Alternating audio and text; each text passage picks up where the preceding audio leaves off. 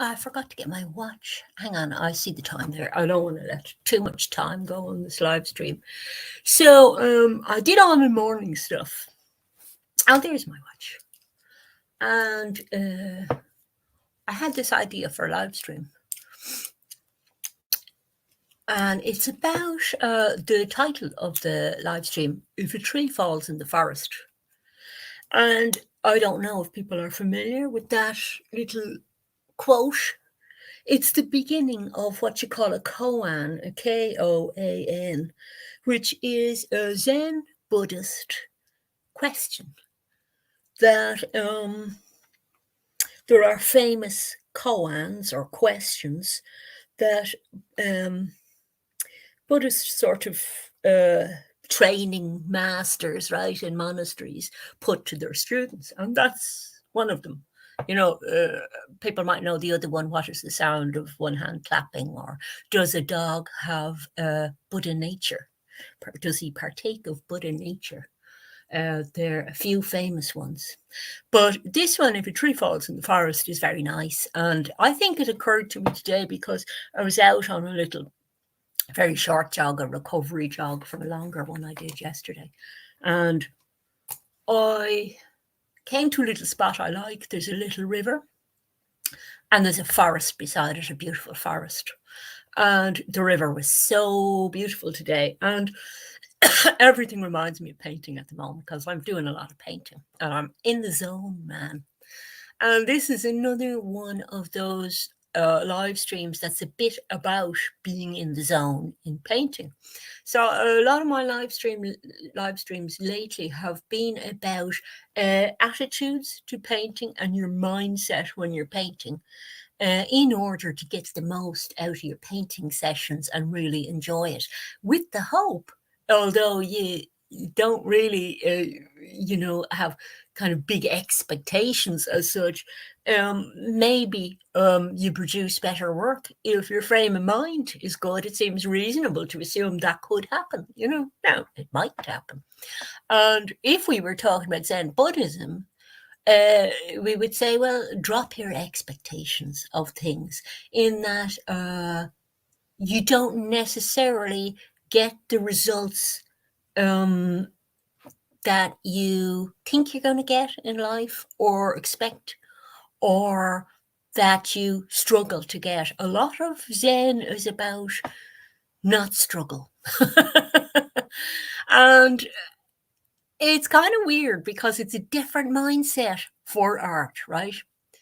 But art is a very adaptable thing, and you can sort of change your mindset and play with the idea of different mindsets all the time. And a lot of artists who were very inventive artists did do that. They did play with different mindsets and even different art styles and things like that. Somebody like Picasso would have played with a lot of different styles, and one would have gone all back through history, looked at different styles and played around with like Etruscan stuff and Velasquez paintings and all kinds of different styles, and then make new fusions of things himself and new inventive things himself. Very inventive guy. But it was because he had that arty thing of being able to click into different perspectives and look at things from different perspectives all the time. Very useful. But it keeps you nice and loose and in the zone as well, because it stays really interesting and exciting. So what the heck has a koan got to do with that? Well, I was saying I was out for this jog and this forest. Beautiful. And a little river beside it. And the river was completely black. I love autumn lighting. It lashed rain on the way back, and we've had a storm since, and now it's cleared up again. That's what Ireland's like for you. But the light was beautiful, right? And the sun was out at the time. And the little river, the water in it was completely black. And there was a little kind of a waterfall effect. I wouldn't call it a waterfall because it was a weir, like a little step thing.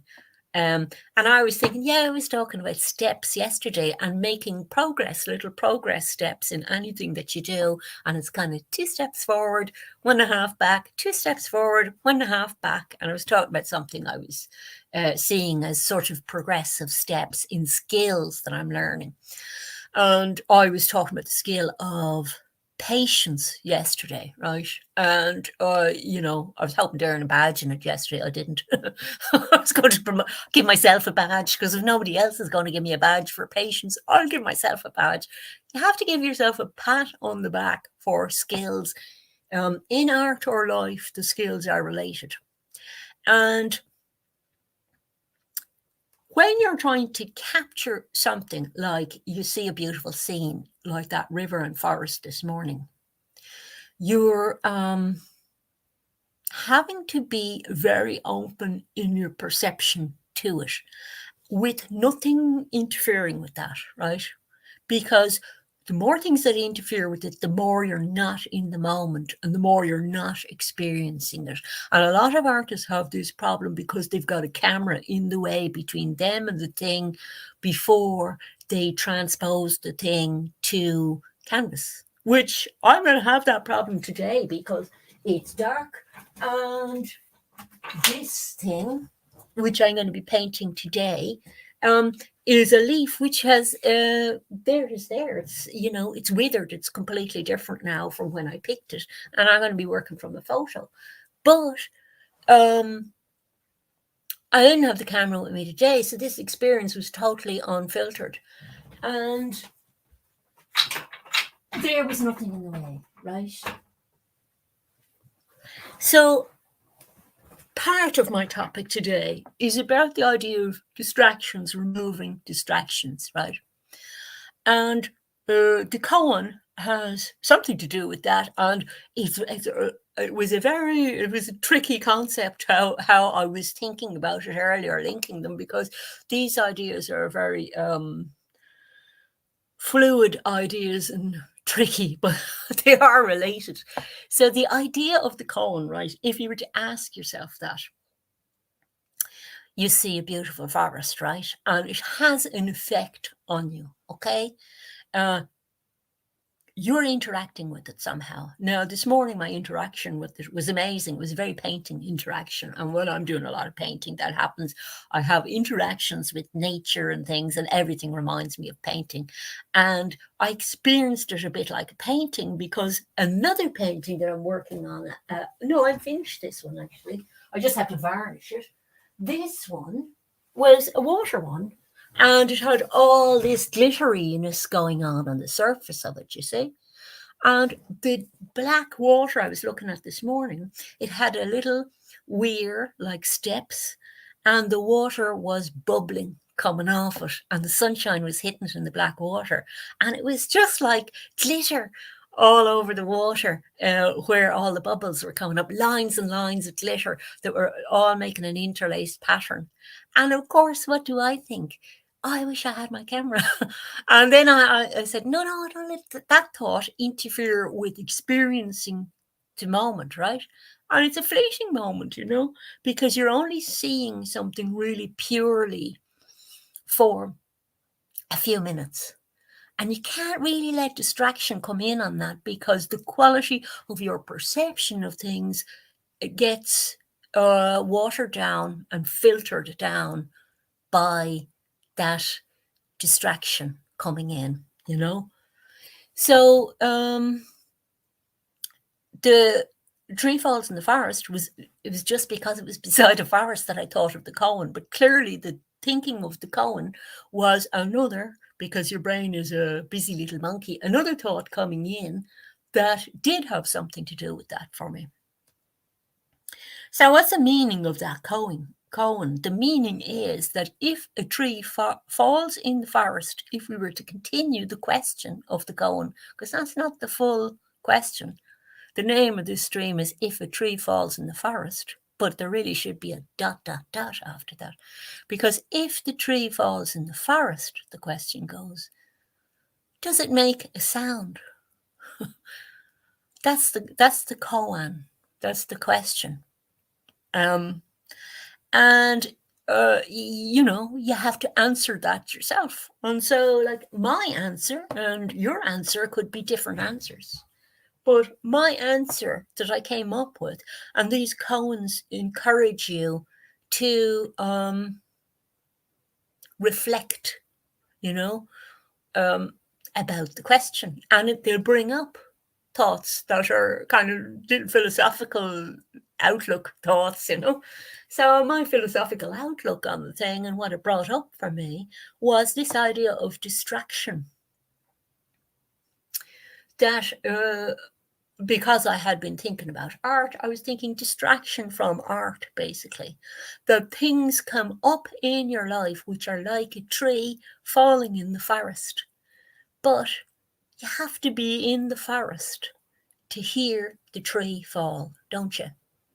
So that's my answer to the koan. If a tree falls in the forest, does it make a sound? My answer would be only if you're in the forest. And I could add, and you're not a deaf person. Because it's a matter of perception in the first place, or point of view, or where you are at the time with something, isn't it? So that's my answer to the koan. Somebody else will come up with a different answer, and you can go and look up the koan online and see people talking about that koan. And if you're looking it up, it's koan. So if a tree falls, koan, and you Google it like that, you will get it, and it's interesting. But I would encourage you to think about it first. And if you're an artist, which is, this is who I'm making these live stream for artists. I wouldn't be sitting here talking about art and outlook to art. Oh, I don't know. Can you hear the storm now? It's lovely. But that's who it's for. Distractions. You have to, in art, if you want to paint quietly and be able to focus and stay in the moment, well, unless you're trying to paint the sound of a tree, do you want to be in the forest with a whole load of trees falling around you, or just one tree that might fall on you? You got your easel set up in the forest? Not really. So this is why I'm talking about distractions in relation to it. I thought about it as distractions in art, and that's what the koan brought up for me. Obviously, I had been in the background thinking about distractions from art, that there had been situations where there was something that's like a tree falling in a forest to me. And I was saying to myself, that's a distraction, okay? And I have to get rid of that distraction because I want to keep my focus on art. And clearly that had been going on. And so unconsciously, I linked up the koan with those ideas. And when I saw the koan, I lit on it and went, oh, yes, and the forest was what brought me, seeing the forest and the river brought me to that koan. Because, the things are related in your mind depending on your own personal perspective on life and everything. So somebody else wouldn't, have the same perspective at all. But the koans are interesting like that because they bring up all kinds of questions that they can go anywhere for you, depending on who's listening to them, And it might go somewhere different for you if you start thinking about that question. So, for me, I'm going, okay, distractions. And how do I eliminate distractions? Well, don't hang out in the forest where you know that the ground is not solid and there are trees falling all over the place. And if I can do that, there are lots of distractions in life that can interfere with painting. And what I am doing and have been doing for a while, and I'm going to get a bit even tougher with myself about it, because it's a gentle toughness is really what kind of gets you a bit more skillful at organizing your life in such a way that you're doing more of the things that you like doing and that you want to do and that make you happy. And the way to do that is step by step, 2 steps at a time, 1.5 back.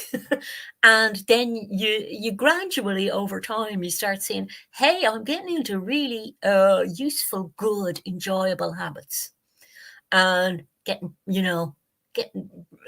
pretty, it's like a body getting fitter, going out jogging all the time, and you work out your training schedule and everything, and you get fitter. So it does take a little bit of work, but it's kind of gentle work, that you're saying, okay, well, the things that aren't working, what can I get rid of that's not working? So to cut down the clutter. So if there's a tree in the forest making a lot of noise, you're saying, okay, well, I'm not going to set up my easel anywhere near that forest. I'm going to just say, okay, as far as I'm concerned, the forest can make as much noise as it wants. I won't know about it because I'm not looking at that forest. I'm not in it looking at the trees, listening for the noise, because you have to be listening, and in that place, listening for the tree to fall in order to hear it, don't you? And then what are you doing? You're anticipating the tree falling. So you're better off just saying, okay, I'm going to avoid that bit distraction there completely. And I'll go to the nice calm forest where it's lovely and it has the nice little river beside it that has all beautiful little bubbles that look like little jewels all floating around and are delightful, You stay with the delightful stuff. You don't have to avoid unpleasant things in life or distracting things. And some of them you can't avoid. Sometimes you have chores and things in life to do that aren't pleasant. And you say, okay, well, I'll just try and make it as pleasant as it can be. But it's not something I really like. Like, I have to study every night, and I'm really not enjoying it anymore. But I'm saying to myself, I'll get through it. It's not for long more. And, it's just a little bit of discomfort. A little bit of discomfort does you no harm, and it's very character building and everything. But you don't need to sign up for discomfort. So you don't need to listen to the noise distractions. And the world might clamor for your attention from all the different things. But if you become more skillful at focusing down your attention into right now, what's happening for me right now, and what do I want to be doing right now that makes me really happy, and that's, where I'm supposed to be right now, rather than what's happening somewhere over there, Now, grand, if your house is in line for a tree falling or something, you get up and you walk to the bottom of the garden or do whatever you could do to stop the tree falling on it. There is a certain amount of avoidance that has to happen, but the avoidance is just, okay, drop that thing that isn't any good for you. Don't listen to this gossip or something from people. That's not doing you any good. It's not contributing anything towards your strength in your personality or your painting. And your painting, your intentions in your painting are related to your intentions in your wider life. So if your intentions are, let's say, pure, for want of a better word, in your wider life, and you're not living in a sort of too hedonistic a way, or being dishonest with yourself or other people, that pure intention goes through you into the painting. And if you don't have pure intentions, unfortunately, that comes through in the painting as well. There is a little